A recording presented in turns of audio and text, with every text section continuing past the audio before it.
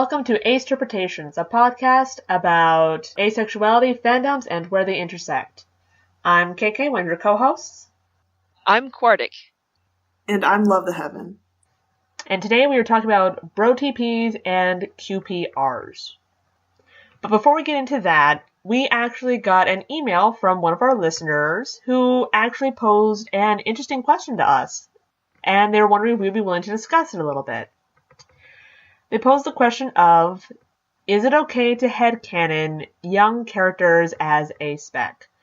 Now, they kind of posed this because they had been on Tumblr, which admittedly, it's kind of a crazy place right now. And they've been seeing a lot of this kind of going around. A lot of people kind of arguing the point of, you can't really headcanon young characters as a spec because they don't understand stuff yet. And other people, of course, making the argument of some people realize their sexuality at a young age. It's just something that happens. Yeah, I'm personally of the opinion that you can headcanon young characters as a spec. It isn't that different from headcanoning someone who's 12 or 13 as heterosexual. Like, for whatever reason, we're fine, and we understand, like, oh, little kids, 7 or 8, and they say like, oh, I've got a girlfriend or a boyfriend, and the adults around them will just think, oh, how cute or how sweet, and none of them think any kind of hanky-panky is going on. None of them think that these kids have any clue what sexuality or what sex is, but they understand having a boyfriend or a girlfriend. Yeah, it's kind of the conflation of romantic orientation and sexual orientation in most people, where maybe the romantic orientation kind of blossoms a little bit earlier for some of these kids. And so that's the innocent beginning of having crushes, having interest in having a partner of some kind, a boyfriend, a girlfriend. But the interesting thing about this email question was that they considered... This person said that they realized they were ace when they were only 13 or 14 years old, and they're 29 now, so they know, like, they're still ace. It wasn't like they were wrong back then. But their example was kind of like, wouldn't it be okay to have a 13-ish-year-old character be headcanoned as asexual? And that's not as young as I thought maybe some of the questions might be. Because one of the interesting things about asexuality as an orientation is it's kind of the null hypothesis. Even before you're pubescent, even before adolescence, you're not, asexuality is not exactly incompatible with very young kids in terms of descriptiveness. It's this weird, that's the part that gets complicated. So a lot of people are arguing that they just haven't figured out their actual orientation yet. If they're, I guess, 13 or something, they're going to become gay, bi, straight. And so it's too early to say they're asexual or something, right? Like, there's some of that nuance in there. Well, yeah, and that's a good point, admittedly. Yeah, this might be sort of just like a personal anecdote. Like, the way I learned about sex, right? The way I got the talk. I was sort of young, so I thought I was confused because of how I'd first gotten the talk, and it kind of made me think, oh, sex, that sounds really unpleasant. I don't want anything to do with that. And I was like 9 years old at the time. And then this impression just stuck with me for years and years. Like, oh, sex, yeah, that's still really unpleasant. And then I'm like, 14, 15, like, yeah, no, my impression of sex is still like, why would you? And then I got to sort of questioning it, and it was like, did I just form an opinion too early and somehow repress myself, and that if I'd had a more positive opinion of sex, when I was in 4th grade. Oh, so the reason why is, like, I have an older sister, right? And so she hit that point in school where she was being taken aside into the auditorium and being given the talk, and then she comes home with, like, pamphlets or what have you. And then I had some questions, because I'm like, huh? And my mom's very, like, sure, kid has questions, answer the questions. So then she pulled me aside, and had like this book of pregnancy, and I was just like, oh, no, thank you. And just that ended the curiosity for me. And then I did wonder, like, oh, was I just not curious enough? Was I, kind of off topic. Sorry. No, but you do make a good point of, by the way, if any parents are listening and you want to dissuade your children from sex, show them the pregnancy books. Yeah. I think the point is more, it's confusing. Like, explain how, you were young and how that ties into the topic. Well, it's true. And that makes a good point of, again, when you're young, it's true. You're learning and you're experiencing everything and you don't know. Yeah, well, Cordic, what were you going to say? Yeah, I was saying, because to this day, I don't know if that reaction that I had was because I was fundamentally asexual or if I was just 9 years old. Right, right. And because, like, at that age, there are, like, oh, cooties, and oh, that, it's like, oh, kissing, gross. Like, I see the faces real young kids make when the topic of kissing comes up. And it's like, I will never know the answer to that question. But, like Love the Heaven says, they're not mutually exclusive. Like, I probably was ace, and also I was a kid. It's true, but here's the other bit. I mean, okay, so this fan did put in that they were talking about kids more around the 13, 14 age, which is when a lot of people do start kind of figuring stuff out. We'll phrase it that way. Yeah, I would say once you're 11 or 12, that's when you start to develop whatever your orientation is going to be. It might be subtle, but they've done studies, and first signs of sexual attraction, having crushes, those things. You're hitting puberty usually. They happen right around that age. It's not, by the time 13 and 14 rolls around, that's not too young. But yeah, so, I mean, that happens. And plus, I can remember being 14, and that's around the time where I started being like, boys can be cute. Girls are also cute. Yeah. I have this new conundrum of, both are cute. Both are lovely. What am I learning here? So I do think that it's perfectly okay to headcanon like 13, 14 as being on the A spectrum or being aromantic, because chances are that, well, it could be that they're just still young and still figuring it out. There's also the chance that they're in that place where they've kind of already pieced it together. They may not have a name for it yet, maybe not the vocab, but it's already kind of taking place. Yeah. And there are people who have reported basically as long as they can remember, since they were like 5 years old, knowing they never wanted to get married and never wanted to have kids. And a lot of those people that talk about this identify as adults as aromantic asexuals, aroaces. These people, now that's not every aroace's experience, but there are some people that know, but long before puberty, that they had these like inklings of their orientation, which also applies to people in other orientations. So this is a very complex subject, I think, but... It is. It's not as simple as just, can you, can't you? It comes down to you. But I do think it comes down to just, like, headcanon anything. People have different ships for characters that, like, met this one time. People have all kinds of different headcanons. I don't think it's harmful to have ones that say a teenager happens to be on the A spectrum. That seems pretty safe to me. Yeah, I think ultimately, if you can recognize that a young teenager can be gay or a young teenager can be straight, there's no reason you can't think a young teenager can't be ace. Mm-hmm. Agreed. Yes. And I think it was great that, like, the Fosters decided to let a 12-year-old boy have a crush on another boy, and that was record-breaking young age for television. You know, I think it's good to allow characters to be young and figuring out they're gay, and I equally think one day if I read a book where a 13, 14-year-old was figuring out they were ace, I'd be like, yeah, this makes sense. This is good. I wouldn't be like, that's too young. That would be canon, not just a headcanon. And I would be all for it. Like, you know, whatever. Those types of things are good. They're probably already out there. There's so many books these days. And I really think it's a good thing. The other thing I wanted to add, though, was, of course, for headcanons, we had a whole episode on headcanons.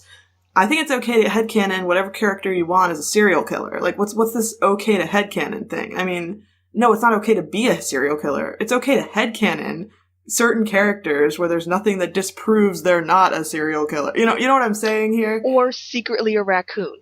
I had that headcanon. Yes, that's true. We did talk about that. Or the bird people. I'm just saying, like, on our show, our opinions, why in the world would you be policing what people can headcanon? This is a fandom fun space, and the whole point of headcanons is exploration of what ifs, and it's not about, like, actually saying much of anything else. Not to mention, I forget if I mentioned this, but again, I love what headcanon creates, because again, you get these fabulous writers and artists who then, they take this wonderful thing that they've kind of fallen in love with and devoted energy to, and they make something beautiful out of it. They can create new worlds, new art, and it's wonderful. So no, don't put down headcanons. Yes. Okay. They create beautiful things, you leave them be. So help me. All right. So I think we've covered this question that was a little off topic, but we wanted to cover it because we weren't sure when the topic would get to that on our show. And and frankly, I mean, they were nice enough to ask. Yeah, we really appreciate you reaching out to us via email and Twitter and stuff. And And we like hearing from you. And we like discussing this kind of stuff. We have thoughts on the topic, so it's fun to be able to share our thoughts. Hooray! And the next thing we wanted to mention real quick before we dive into the real topic was there's a community on Dreamwidth, that site Dream WIDTH, where it's asexual-fandom or asexual_fandom. It's depending on if you're looking at the URL or the actual name of the community. But this community has existed for a very, very long time. And, Dreamwidth's kind of an old site. But with some of the, we're not 100% sure all the reasons why, but it started to have a influx of new activity around December of 2018. So now there's a bunch of people talking about, being asexual in fandom on a Dreamwidth community. So if you want to go to this Dreamwidth community, we'll link to it in our Archive of Our Own page, and I recommend you check it out. There were even people talking about queer platonic relationships, which will come up in our episode today, and various other things in their introductory posts talking about fan fictions they've written that are, have asexual characters and all that stuff. We just wanted to announce it as a relevant to people who are interested in asexuality and fandom kind of thing. Yes, and also I would like to say again, I am so sorry about what's happening on Tumblr right now. It's terrifying. Yeah, we didn't really address that much on our show, but maybe for another episode. Another day we'll cover that issue. I don't... Yeah. Or we might not really address it fully ever, because I'm not sure we ever want to, but we might touch on it here and there in the future. I kind of want to see how it shakes out, because it's still shaking out. It is, very much so. I think either... I mainly know because I go on there for my cute dog photos, and they're not there. Right, so the reason this is relevant is because the Dreamwidth community might be getting a lot more activity because people are abandoning Tumblr. So that was sort of one of the theories, that people are jumping ship from Tumblr back to the old platforms like Dreamwidth.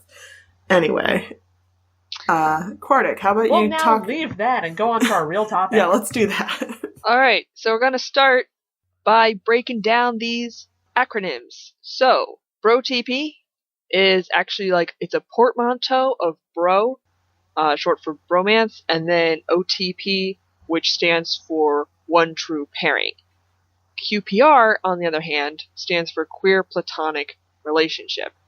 Before we go any further, we're just going to want to break down platonic a little bit and really firm up what we mean when we use the word platonic in this context. Yeah. So, if this was like a children's show, we would have cue cards right now.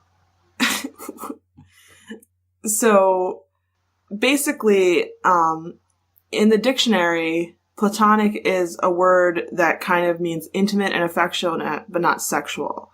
But for anyone who's been involved in the ace or aromantic communities for any period of time, you might notice that we kind of use the word platonic differently. We've basically shifted how the word gets used in everyday language. Basically, it means intimate and affectionate, but not romantic. And we allow relationships that have sex but not romance to count as platonic in both of these communities. And we allow celibate romances to not count as platonic for asexual people.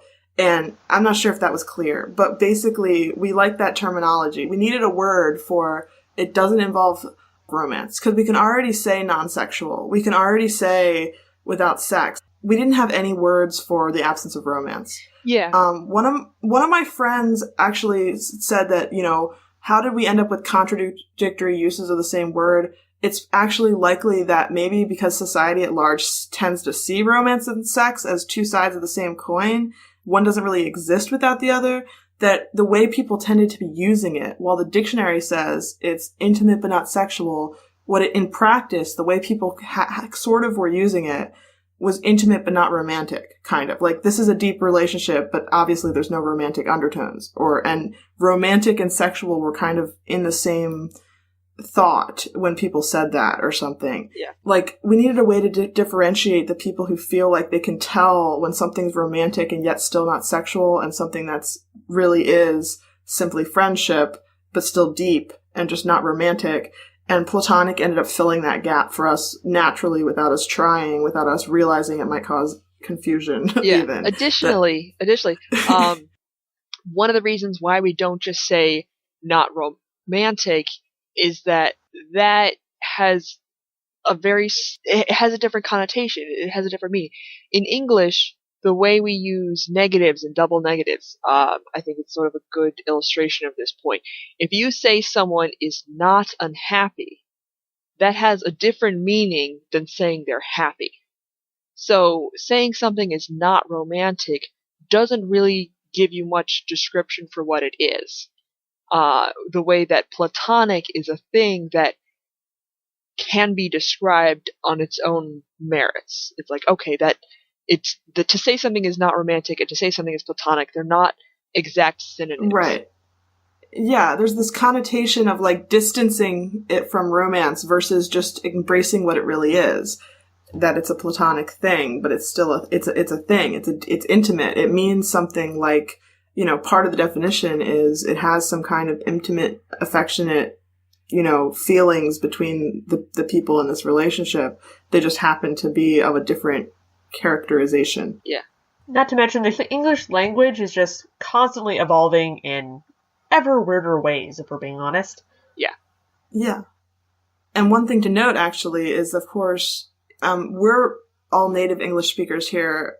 There are probably very interesting nuances to how people will end up translating some of these words that have these tricky definitions into their own native languages. How this ends up playing out in other cultures when they don't have the exact same words for differentiating Platonic relationships, romantic relationships, sexual relationships, everything in between. When for them, words don't fall apart in the same exact spots. That ends up, being its own interesting, complicated situation. And now I'm going to be thinking about that. Alas, that we are not a linguistics podcast.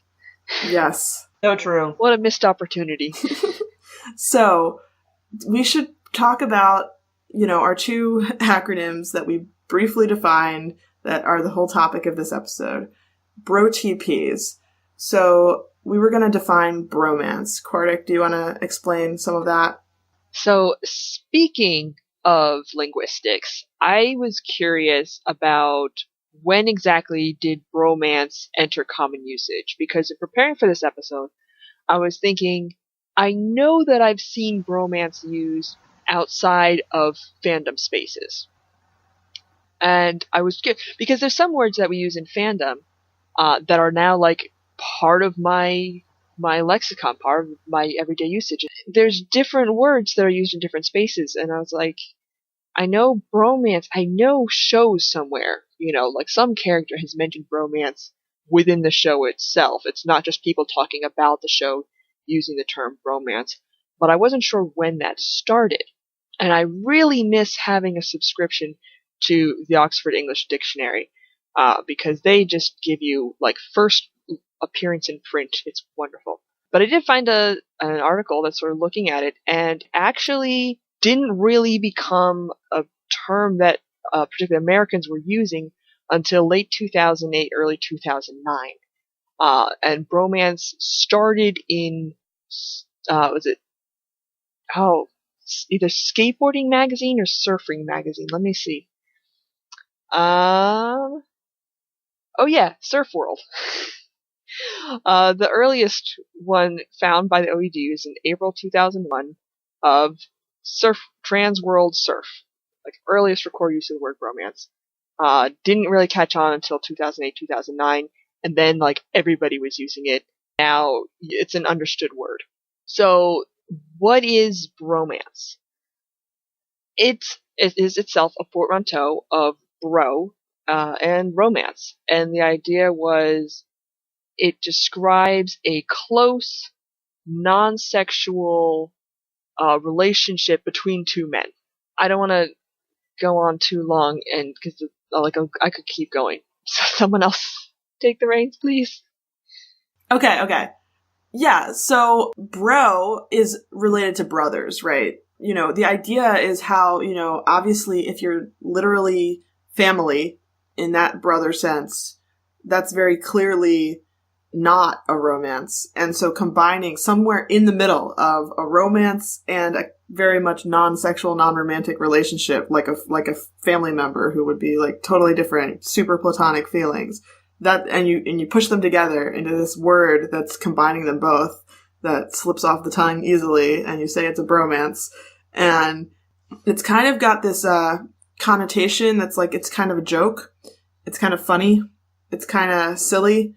It's not like a term that people are taken too seriously whenever they use it, True. Right? Yeah. That's like, they might somewhat sarcastic, like, the most epic bromance, but nobody is sitting in a cafe being all moody and dreamy over like, oh man, I just really want a bromance in my life. That. When will my bro come and sweep me off, Well, if anyone does do that, it's someone in the asexual or aromantic community. True, and in that case, that's kind of the point of this episode. I would love to know your story. Yeah, no, it's interesting. One of the best examples of like the classic bromance stereotype, I think, is the movie I Love You, Man. It has Paul Rudd in it, and it literally is just like two guys becoming super close friends throughout the entire movie. It is hysterical. I really wish I'd finished watching that movie, because I knew I would love it. But for whatever reason, I watched like the first half of it, and it's so like, it hit too close to home. The guy's like about to get married, and he has like no one to be his best man, and he needs like to get a friend. It's like the friends. It's the most ridiculous premise. It's like, oh yeah, I have no platonic relationships in my life. Let's find one. Well, the whole point is that he has no male friends. It's like he's always friends with like all the women in the room and all of this. He has no male friends. Yeah. Except for like his gay brother, I think. So, right. So it's very heterosexual, male centric in what a bromance is and how you would need one and all that stuff. Yeah. Yeah. I think they basically bond over rock and roll and stuff. But yeah, it was a 2009 movie, and it helped, I think, bring the concept of bromances to a new level in American public consciousness. Yeah, definitely. I think, though, part of it is that it gave us a word to a concept that's actually been around for a long time. And that helped people talk about it more easily, because you can find examples of these sort of close relationships between two guys going back, Sherlock Holmes and, John Watson.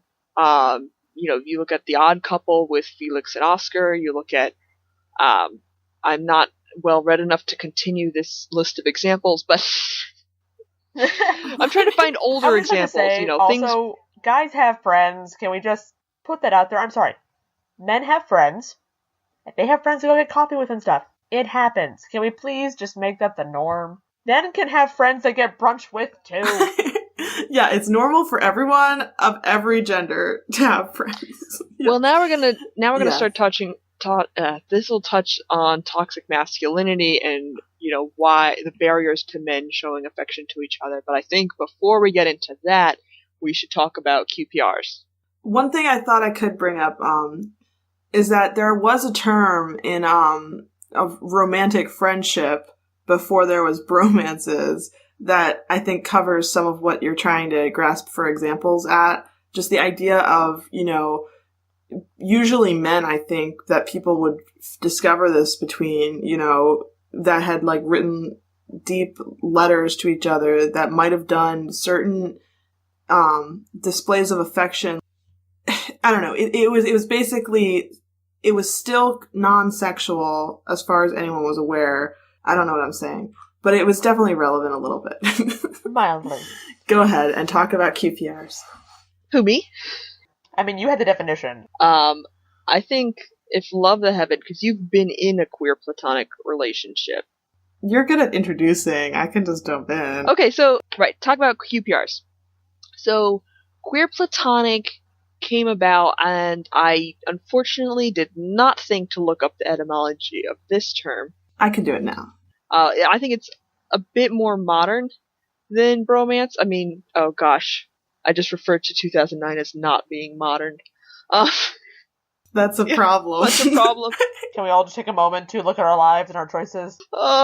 Okay. So, QPR, it was the idea, this evolved in the ace and aro communities as a way of queering platonic relationships, because this kind of goes back to what you're saying earlier about how the way we use platonic kind of differs from the way platonic is used in, like, common parlance. And so, talking about, like, oh, we wanted platonic relationships, but then we didn't want it to be, because I have, for example, I have a lot of platonic relationships in my life.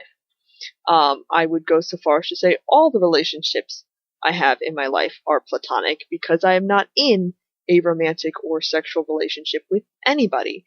But the degree to which I'm in a platonic relationship with someone I shared chemistry notes with 5 years ago is different from, like, the platonic relationship I have with, like, close friends, is different from a platonic relationship that I might have with, like, one significant other. So the QPR is kind of, and again, we don't want to go back to that hierarchy of saying the next level, where it's, like, more than friendship, because we've already broken that down. Why, that's a problem. But a queer platonic is its own animal. It's a horse of a different color. It is separate from just being, see, I gotta watch my words again. It is in some way other than a platonic relationship. Usually, if two people decide, let's be QPRs, let's be queer platonic partners, it is monogamous to some extent. Like, it might be an open relationship, there might be more people involved, but if so, those things would be communicated. You could be polyamorous and queer platonic too. It's just like the structures of romantic relationships with all the options. But in a good polyamorous relationship, you are open about the fact that the relationship is open and the fact that you're polyamorous. Yes. Right. Communication. So queer platonic was coined 8 years ago, around December 2010, on a thread on Dreamwidth for historical purposes, and caught on enough that it was being used in, like, real publications, certain, like, you know, academic papers or something around 2012. But this is, like, less than a decade old terminology, but almost a whole decade old terminology. So it's actually spanned pretty far and lasted, and it's a word that a lot of people, especially in the ace and aro communities, really have latched onto and are using now. There are many, many people who have in real life been in queer platonic relationships. Some people don't like the word queer for the word relationship and prefer things like quasi-platonic relationship. So one of the things that's cool about the acronym QPR is that it still works for either one, depending, you know, regardless of what other terminology you're using. It works whether you spell it with a space between queer and platonic or not, all that stuff. But I think the most common way that I see it is queer platonic as one word, and then relationship as another one. And you can also say queer platonic partner as the equivalent of boyfriend, girlfriend, significant other type of thing. There's other things you can do in that sense. Yeah, I think, which, like, the whole idea of a partner is, like, queer platonic relationship or queer platonic partner connotes a certain level of commitment that you don't see in other relationships. Yeah. Yeah, and I've had people just use platonic relationship if they're just people who are just like, we're in a relationship together, but we're just that. Just what? Just in a relationship together. They're not doing anything sexual. It's just we are each other's best friends. And while we're not integrated that way, like, they're together. They're each other's emotional support. They're there for each other thick and thin. They move in together. They do all that kind of stuff. Are you saying that you've heard people say platonic without the word queer in front of it? Yeah.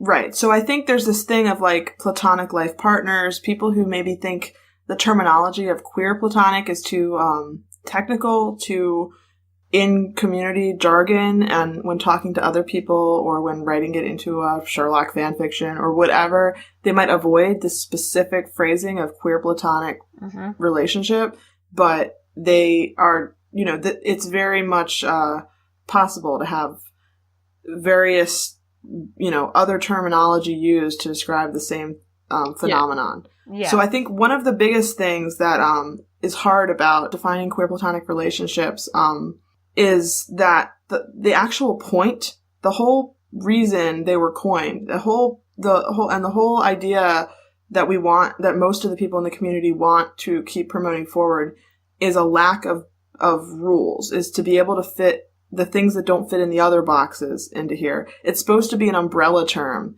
for a bunch of different types of relationships that might be actually completely contradictory.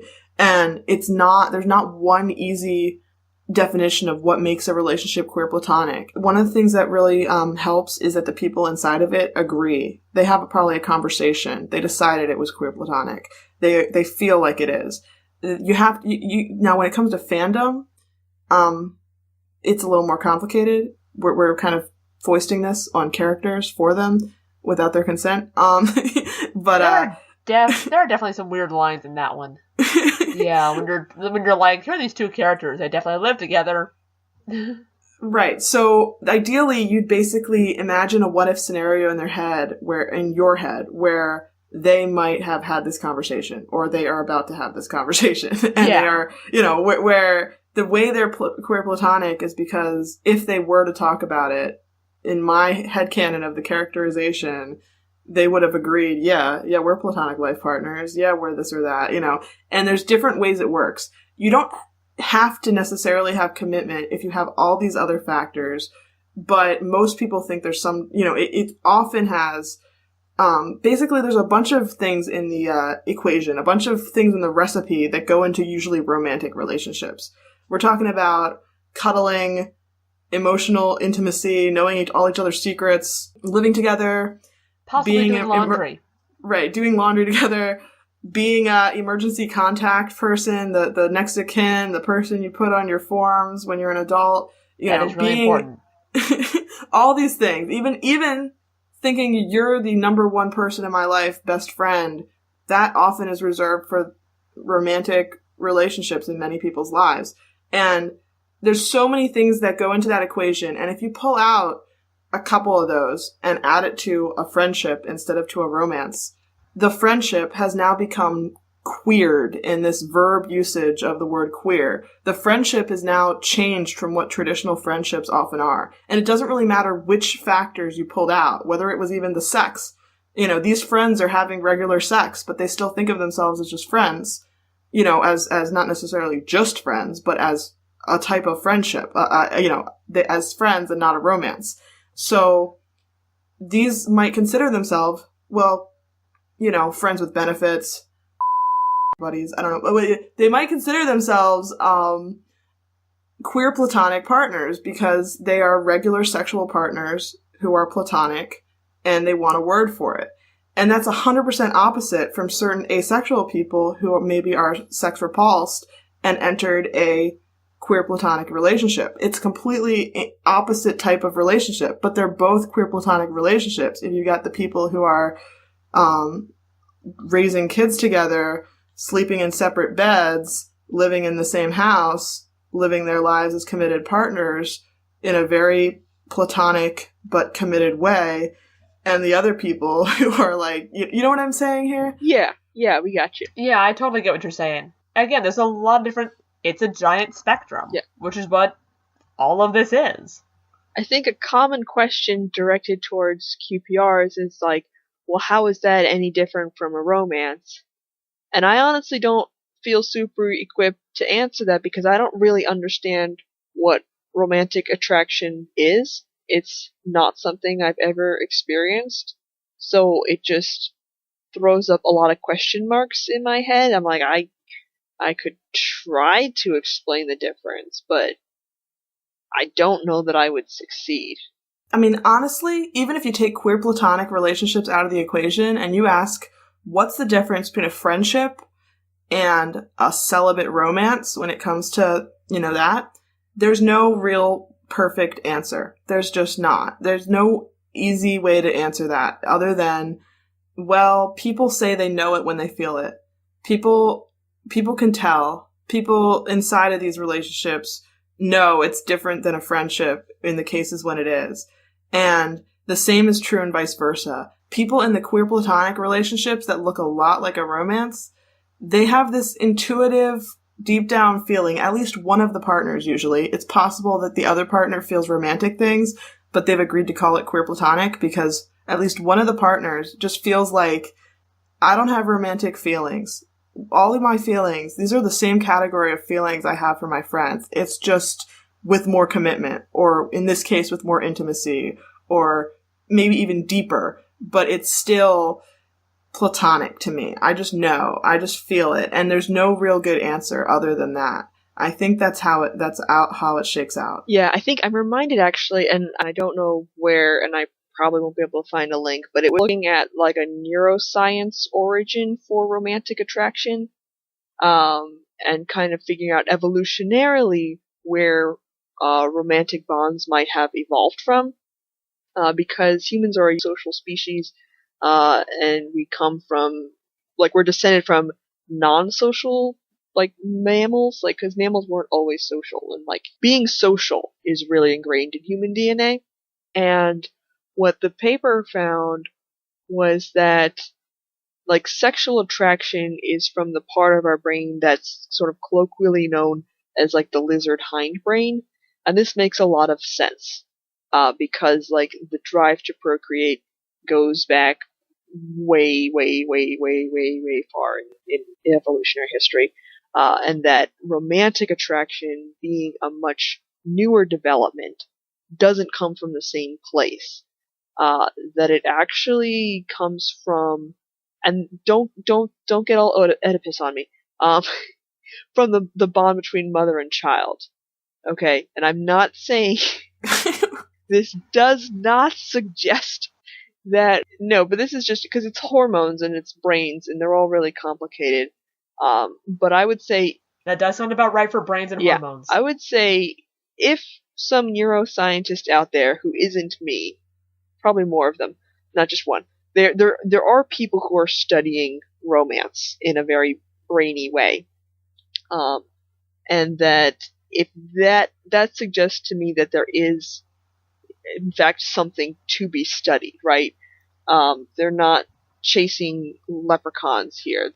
There is something in human behavior that is classified as romance, consistently enough that people can study it. And I don't know where I'm going with this. I would then suggest, I guess, that it would then be possible, and we know it's possible because we see it, but that, like, a queer platonic relationship would be a really close relationship that doesn't have this element of this other part, this part of the brain or whatever, the hormones or whatever that is the romance thing that I still don't understand, because again, I'm approaching this from like an evolutionary biology perspective, which tells you how much I understand romance. No, but that also makes sense because romance is supposed to go through different stages as well. I mean, there's the early on stage where, like, you have the butterflies, as they call them, in your stomach, and you're always excited to see them, and then it evolves into like a more comfortable thing. Is it like limerence? Yes, that is the word. Yeah, I believe it's called limerence. I was about to bring it up. I think it's supposed to last like 3 years. You get that, like 3 years tops. Yeah. Heads up there, romantic relationships. Yeah, we'll link to a page on limerence in our Archive of Our Own links page. Yeah, but the point being that there's already research out there stating that romance evolves, romantic relationships evolve, because, I mean, it just, to me, it makes sense, because that's like the nature of things, to grow and change and be affected by everything that's going on. Yeah, I mean, I think one of the ways a lot of people describe queer platonic relationships is that you've, like, skipped to the old married couple stage without the early, without the first stage of the romance. Like, a lot of people think that basically a lot of old married couples, obviously not all of them, sort of are into this familial, deep, almost platonic seeming bond, but they don't really have that spark of romance anymore. But it's still this comfortable, we're family, we're kind of everything to each other relationship. It's not like devaluing what they have. It's just a different characterization of it or something. Like, does that make any sense? Yeah, and again, that's the whole point. Yeah, after 30 years of marriage, you don't love each other any less, but you also, the amount of romance in the relationship might have shifted. You're comfortable. That's the difference. Is that early on we feel this great pressure to like throw everything out there and, you know, prove a point and do all of this. Well, I don't want to... Once you're at a certain point, I think you can just kind of relax. I don't want to throw alloromantic people under the bus and say that they're all uncomfortable. Sucks to be you. You romantic people, I'm not saying you're bad. I'm not actually meaning that you're uncomfortable.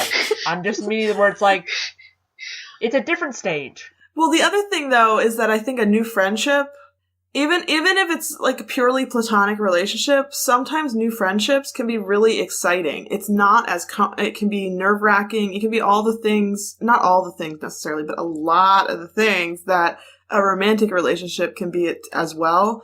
I don't think it's purely easy and comfortable, you know, all these, aromantic people trying to find queer platonic relationships still have a dating process to go through.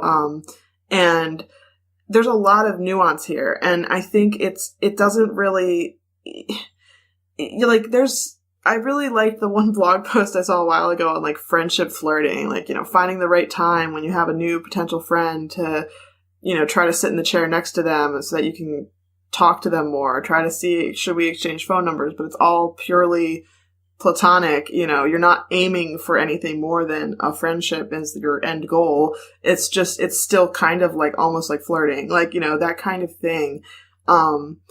There's not really an easy way to just differentiate all this stuff. Everything has so many overlaps between what we do for friendships and what we do for romantic relationships, I think.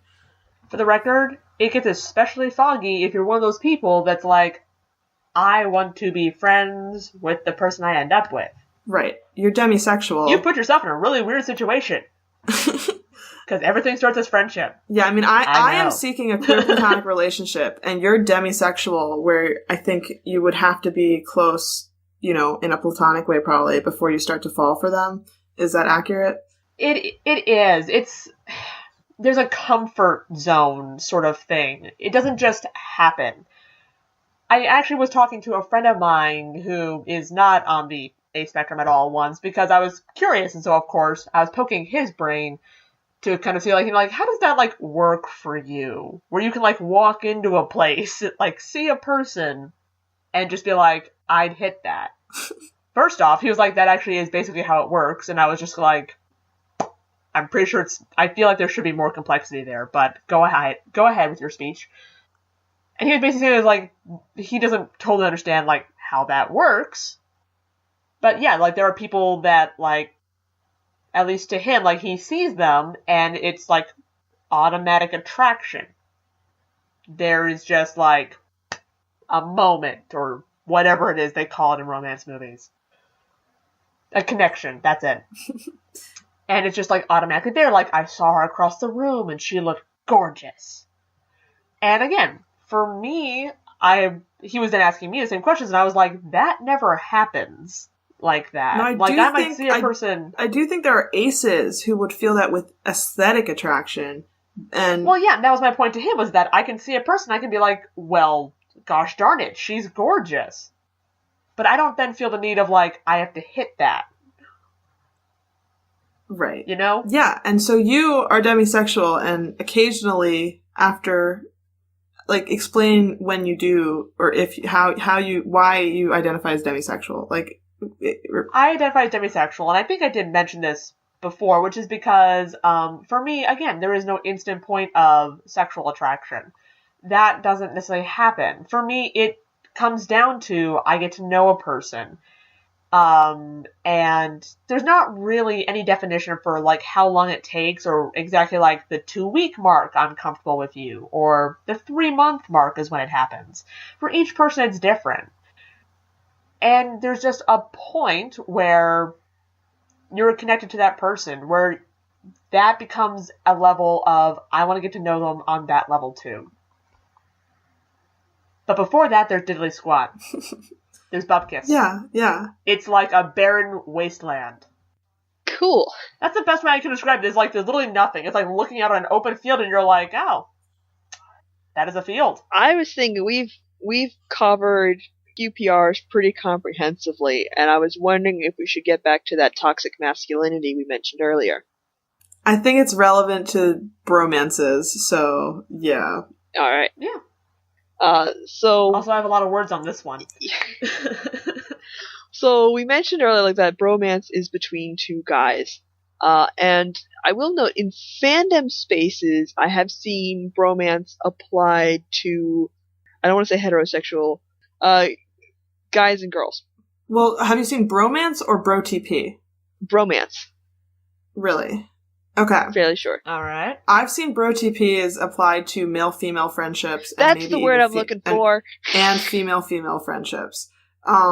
Yeah, it bothered me for a long time. It still kind of does. I don't like it. Can't we find a different term? Well, because one of my favorite tags in the Marvel fandom is Natasha is a good bro. And so this kind of degendering of bro, even though it's short for brother and it is kind of an inherently male masculine term, I think we can still apply it uniformly because the ideas behind it, there isn't a good female equivalent, so why can't we just make bro be more gender neutral? Like they don't have a monopoly on this idea of like being a bro. Well, we keep using the word without defining this connotation that you think being a bro captures. Okay. Yeah, and then I think that really gets started by frat guys. It does get complicated. So, like, wait, KK, can you say that again? I said I feel like it mainly got started in kind of the connotation she's using it, where it's like you're my bro. Like a frat guy, you said? Yeah, I said I feel like to me, I feel like frat guys really made it what it is. Yeah. Where it's like you're my bro. Right. Yeah. It's not really the familial connotation, because I don't know about you guys, but I've never called my brother bro. Unless I'm like sarcastically being like, bro. Yeah, so like Keanu Reeves voice style. The definition I have in front of me says a commonly used abbreviation of brother used among male friends. You are right that there are certainly other very specific uses of bro that have their own connotation. I think like a dude bro is a different kind of word that is more specific. Like that's kind of like so. And again, I could be a little more surfery. I could be completely wrong. Right. So it evolved because the bro of the surfer world kind of caught on, and more people were using bro, and then like dude bro had to come in, usually with a negative connotation, like what you're talking about, like those frat guys. Like if I saw like a Tumblr post or something, and it would be probably people complaining about dude bros. And like, oh, the dude bro is like the hyper masculine, misogynistic, annoying, obnoxious dude bro, and dude bro culture, which is like kind of more specific than the more general bro, which I think really has become super general. So you think I should describe what a bro is? Because I've just been throwing this word around a lot. You kept saying bro like we all know what it means. And to be honest, I think the whole reason I was uncomfortable with seeing male and female friendship, like a male and a female together in one friendship of two people being called a bro TP is because I don't think of bro with the same connotation that you had started thinking of bro. Like, it feels too, acting like the woman is a guy to me. And I feel like, I like my womanhood enough that I don't like that. And like, I don't know. Right. And I am like... An interesting point. Really not oblivious to gender, but I have like no relationship with gender. Like, I have it on good authority that gender is a thing that exists. It's not something I experience personally. So, for me, the degendering of bro is just like, yeah, no, that's more equality for everybody. Everyone can be a bro. I like the way that I personally had seen it used in like the Marvel fandom, where it's like anyone can be a bro. It's like a word for a really close friend, or even just Yeah, and friend. admittedly, I use the word dude in a similar fashion. To me, it doesn't have a gender, it's just like an expression. Yeah. So I think for me, when I see BROTPs between that have like male female friendship, I'm like, oh, that's cool. That's a cool use. It's kind of talking about like queering. Use queering as a verb. Like now we're queering the term bro, bromance. It's kind of true. It's fair enough. Yeah. And so like I don't think within fandom spaces at least you can use bromance. Right. I mean, one thing that's good about having a degendered word is that we need a neutral sibling weird term for the non-binary characters. And if we just use BROTP for everyone, then it includes even the people who aren't male or female, including characters you only headcanon as non-binary. That's still fine. They're still non-binary in the work of the fan work that you're dealing with. You see how we brought it all back there? But there's a lot of stuff that's so one of the things that's actually interesting about this whole BROTP can apply to any gender now in a lot of places thing is that Queerplatonic can also apply to relationships of any gender. We didn't actually specify, but you can be a guy and a girl who, from the outside that would be a heterosexual seeming romance or something, or male-female friendship at least. But no, that can still be a queer platonic relationship. That's actually the kind of queer platonic relationship I was in on and off for a while. I don't even know how long I dated. Dated is a weird term that I guess I use for my queer platonic relationship. But yeah, I'm a woman and I was in a queer platonic relationship with a guy. And I think because we were both ace and because he was gray, asexual towards the, attracted to men in his gray asexuality, that it was very much, a queer platonic relationship. We had no attraction for each other. I'm on the side of being gray aromantic, and basically, it was very platonic between us. I felt from both of our ends, it was platonic. It doesn't matter that we were a guy and a girl. We were still in a queer platonic relationship. And I do know people argue that you shouldn't be using the word queer for things like that. I got some hate on a fan fiction I wrote in 2014, 15. I don't remember what year it was. About, stealing the term queer from the actual queer people or this or that. Or I don't even know. If a bisexual is in a relationship with someone of the opposite gender, that's still a queer relationship because there's a queer person in it. Yeah. It is. Hi, I'm proof of that. I really like that way of letting, not calling a male-female romance het just because it's a guy and a girl, because that erases the bisexual people that might be in the relationship. I prefer but of course fandom is a little limited in that regard. But it is, but it's still hurtful to us when, again, we're in a relationship and we're automatically identified as, oh, you're a girl and therefore he's a guy and therefore this is that. Again, it's very limiting, and it is hurtful in its own way. Yeah.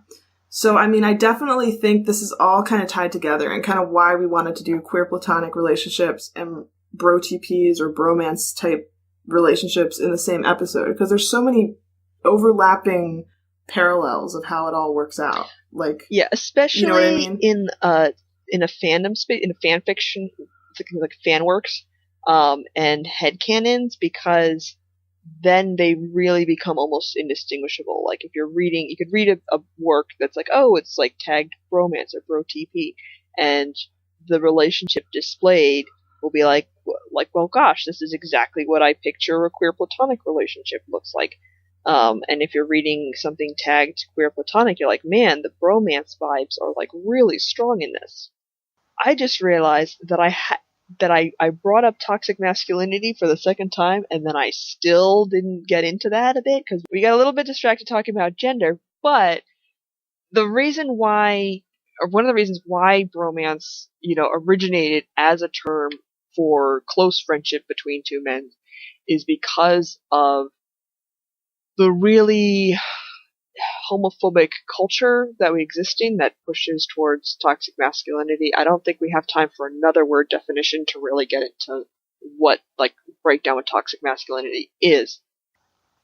Yeah, I mean, bromance really came around as a term to kind of deflect the whole actuality of men forming really close relationships with other men, because again, due to this whole culture of homophobia, to be really close friends in the same way that you see like some females being friends was considered as this really effeminate thing, which related to being gay, which again, in homophobic culture meant that it wasn't really a thing men did. Like, having a guy friend was like a guy you knew at work, or like you went out and got a beer with. Like, you didn't go get brunch with them. You didn't have like talks about your feelings or anything.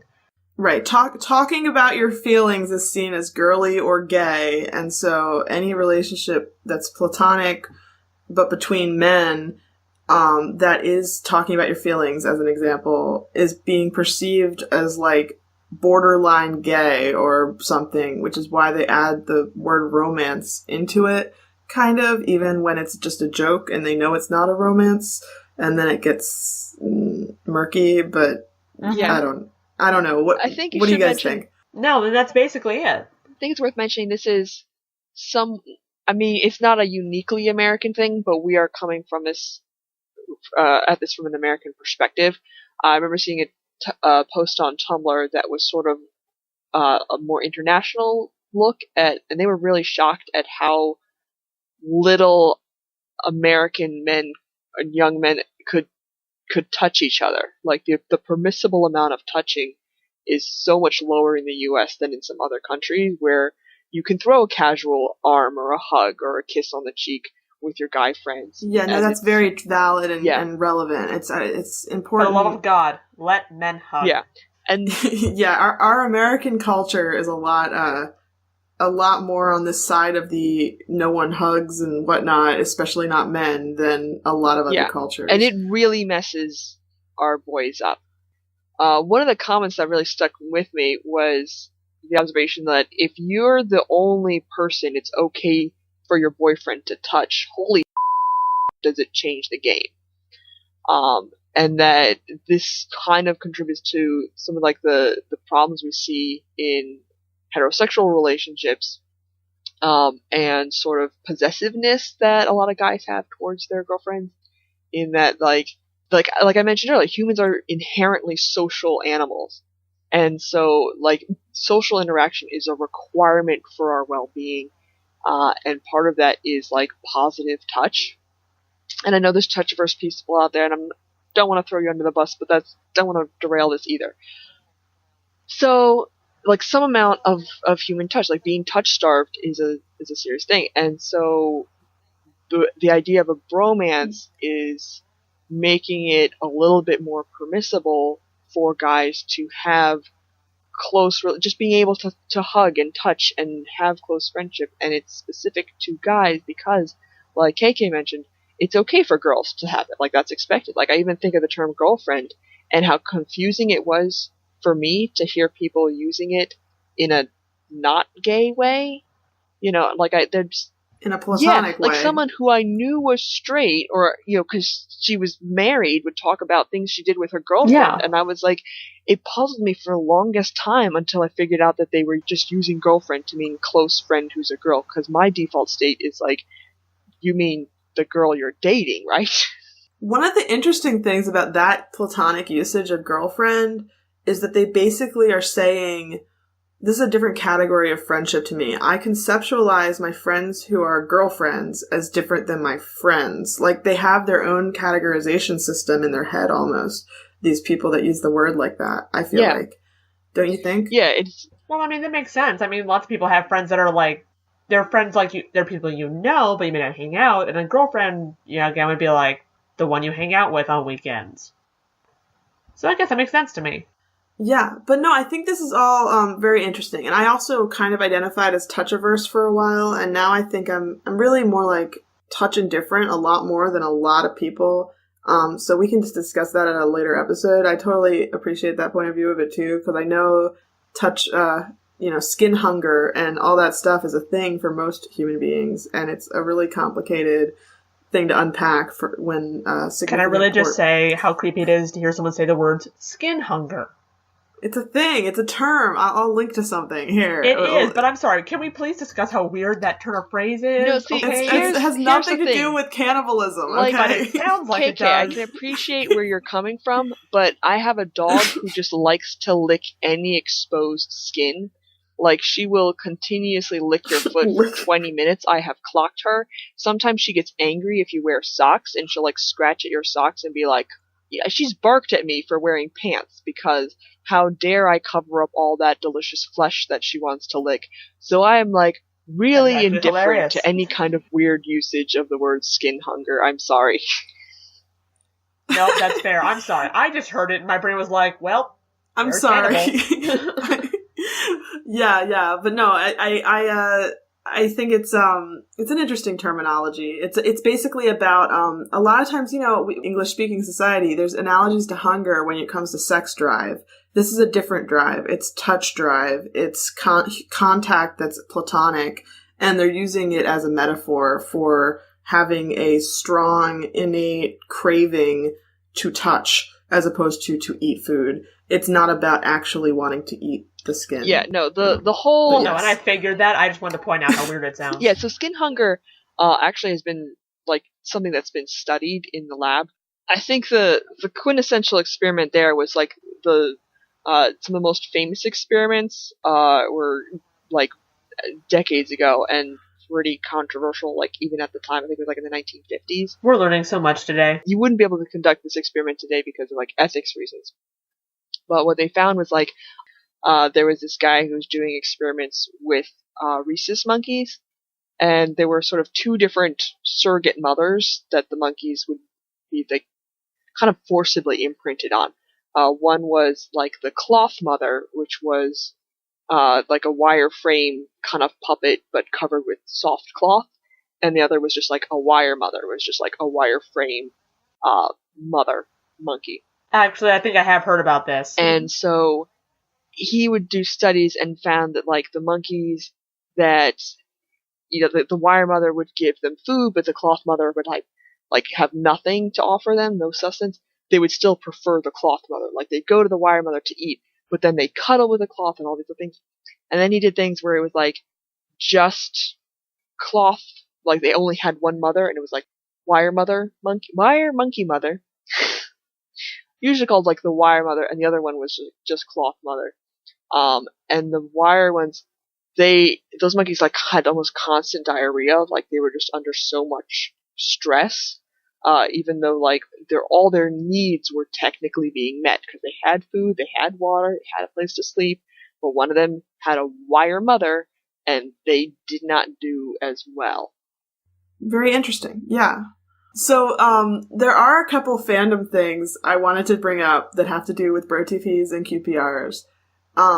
One of the things is that a lot of people do see them as in between friendship and romance.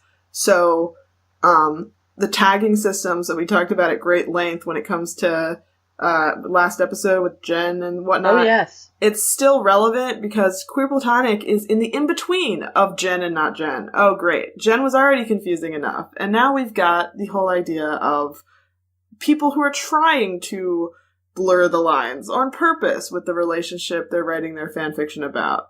Now what do we do? So it all depends on kind of like which direction you lean. Like, if you were thinking of this as, well, this is just as shippy in my head as if it was a romance. I want to tag it like it's a ship, kind of. That might be one way to conceptualize it in your head.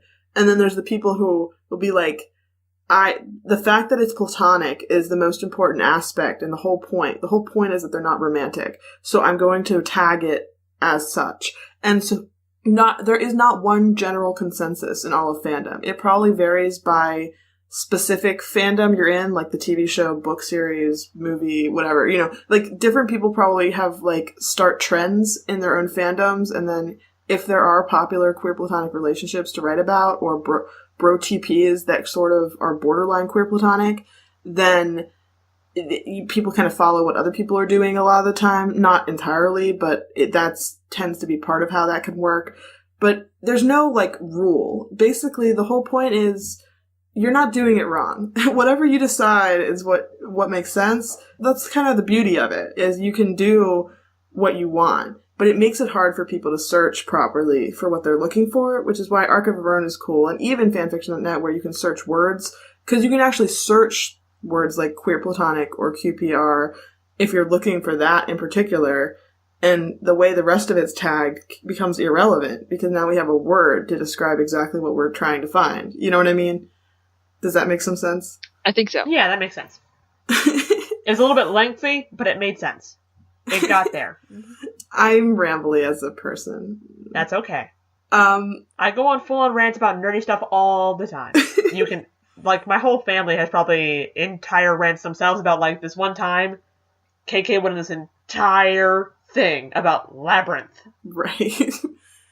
Another thing I thought we might have more time to talk about in this episode, but we probably don't, is basically the beginning of the term shipper and the opposing team, the No Romos, in the X-Files fandom.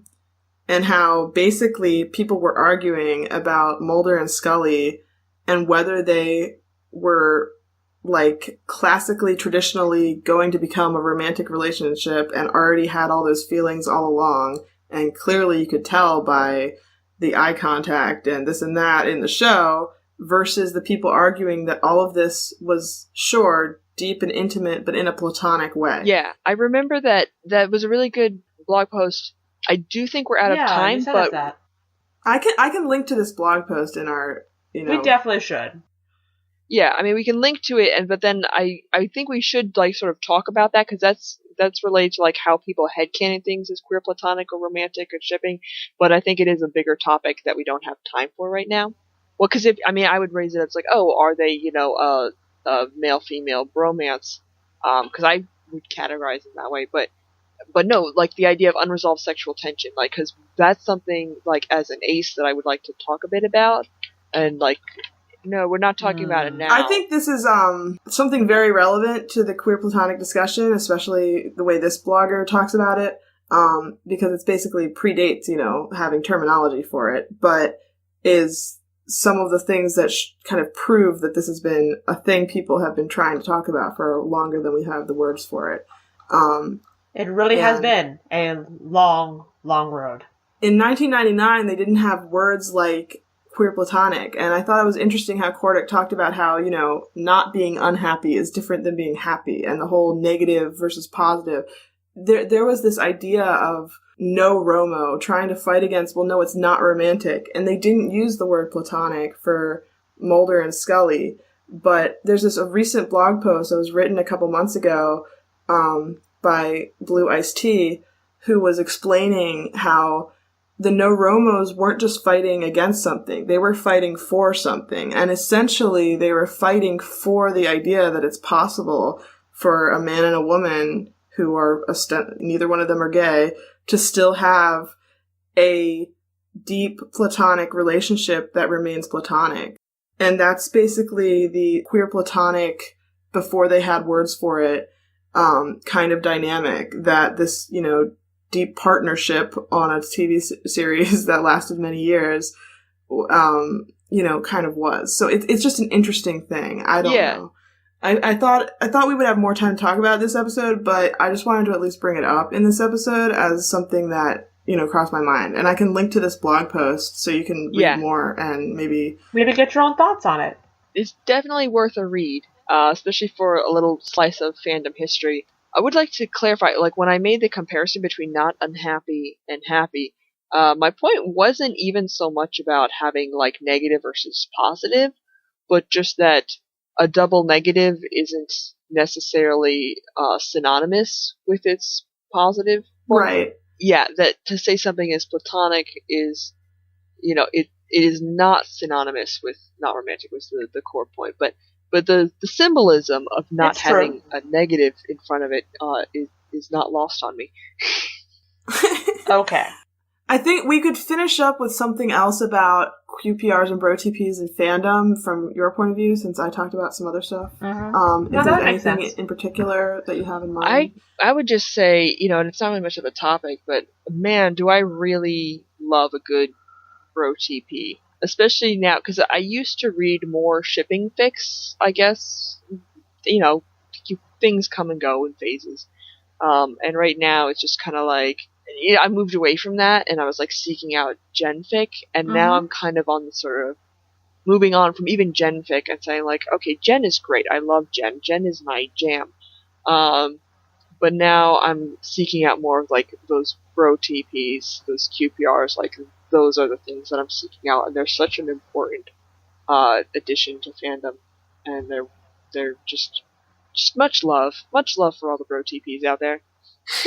Yes, because they really are just very refreshing to read. Because again, you kind of get into patterns of like you read a bunch of this stuff, you read a bunch of that stuff, and I gotta say, I bounce to BROTP stuff all the time. Just whenever I'm like, I want something that's like nice, not too much angst, some fluff. It's usually a BROTP thing, and it makes me happy. Yeah. I also, I love in canon when a BROTP type relationship is deep enough that they have, like, friend breakups and friend drama, and it's not necessarily all the fluff, but I've always enjoyed that, even before I, like, considered it a BROTP in my head, or Queerplatonic potential, or whatever, and it's definitely something I gravitate towards in some sense, I think. Also, again, it's super nice when you're a person who's like, I like friendship in all my relationships. Exactly. We are here for this quality content. And unfortunately, for better or for worse, all three of us hosts on this podcast kind of lean that way, right? We're very much... a little bit. Very much friendship's everything, and it's hard for... none of us are very much, like, purely allo-romantic, because I think... I don't know how you identify KK, but if you're demisexual and demi-romantic, if you feel like it's not like a romantic crush without sexual attraction, it's just a friendship crush, a squish, until you have more feelings, then you might be on the other side of things. I don't know where you fall in all that. And it's not that easy for any of us to define our feelings anyway. It's not. And admittedly, I have not totally explored, like, the romanticism bit. Admittedly, from what I have noticed in myself, it seems fairly normal. So I can't really say. You mean allo? Yeah, it seems pretty much on the allo scale. Although I will say this, I now love the word squish, and I'm going to use that. Right. Friendship crushes are squishes in the aromantic terminology glossaries this is there. This is now my new favorite thing. This is right up there with sliced bread. Yeah. I think one of the things is, even if you're allo-romantic, asexual, if, in general, people, I'm talking to the listeners out there, if you don't really, feel the sexual attraction alongside your romantic attraction the way most allo people do, then the friendship type stories in fan fiction often are just more relatable, period, than a lot of the romantic stories. So yes. I think it's just very relatable for aces generally, and that's sort of why it's so relevant to our podcast.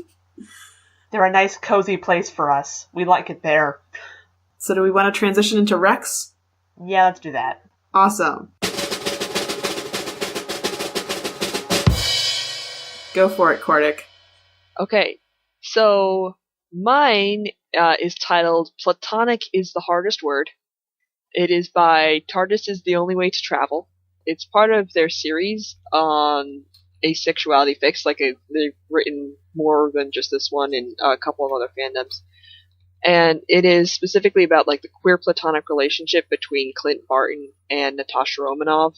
And they move into Avengers Towers with the other Avengers, but then everybody assumes that they're banging, and they're just like, why is it so hard to understand that our relationship isn't like that? And that's the story. I approve of this.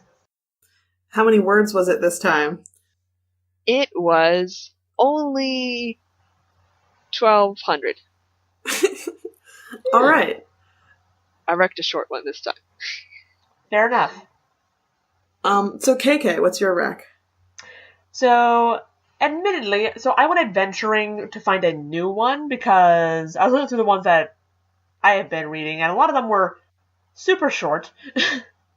So I wanted to try to find like a longer one that had a few more words to it, maybe like 1,000 or so. And I found this one that it kind of combines the Yuri on Ice fandom as well as the Harry Potter one. Ooh.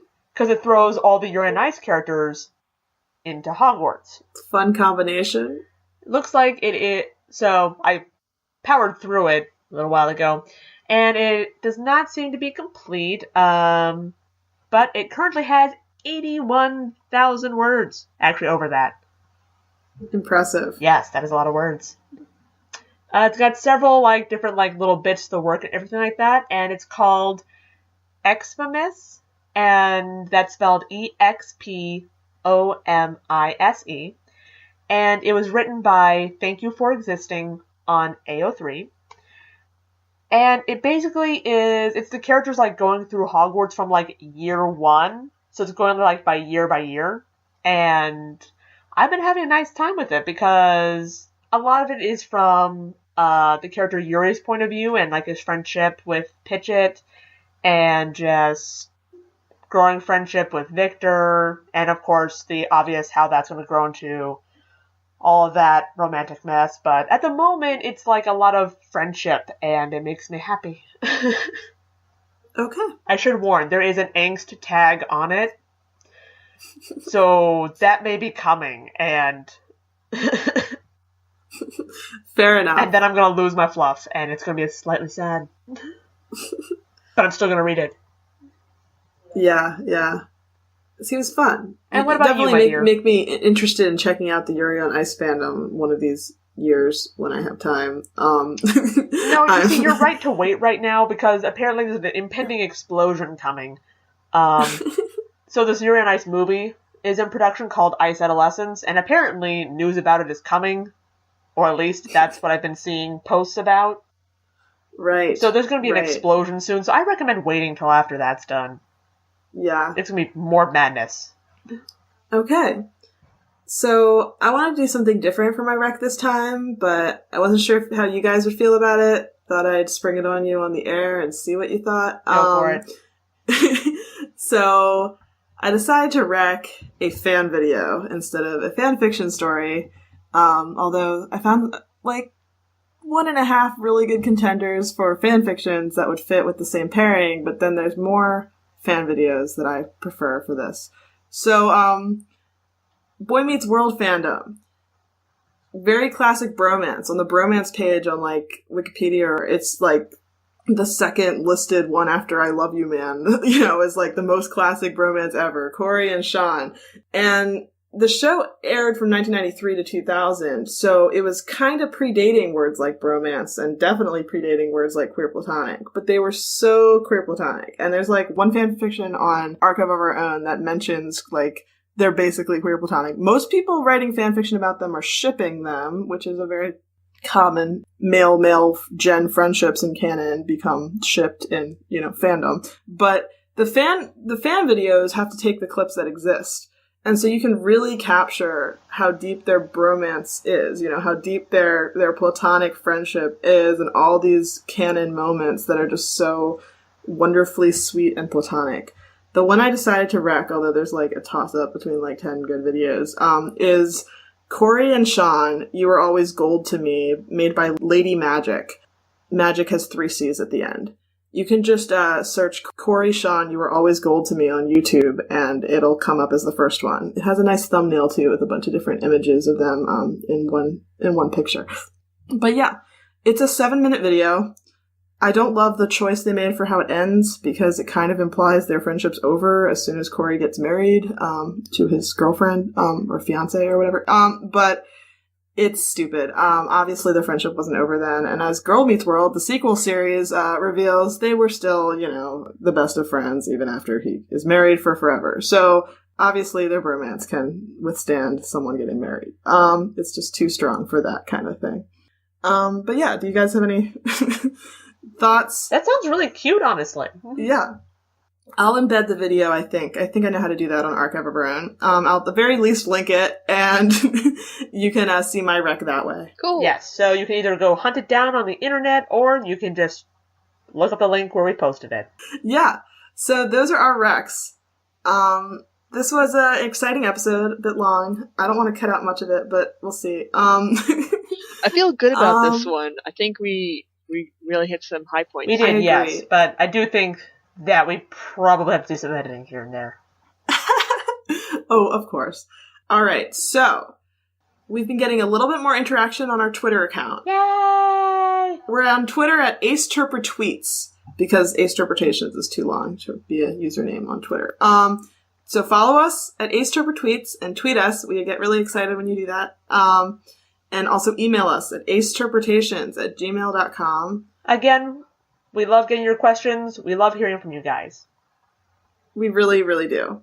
I think our next episode is going to be Intersectionality Part 1, Gender Roles. Woo! We've decided that naturally flowed out of this topic. So we have been meaning to talk about intersectionality for a while. It's kind of too big of a topic to cover in just one episode, so hence the Part 1. This will be the start.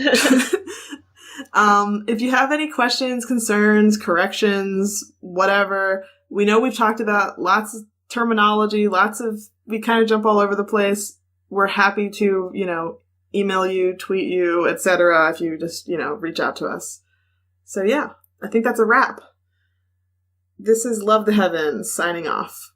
Until next time, this is Quartic, signing off. This is KK, going to get some sleep.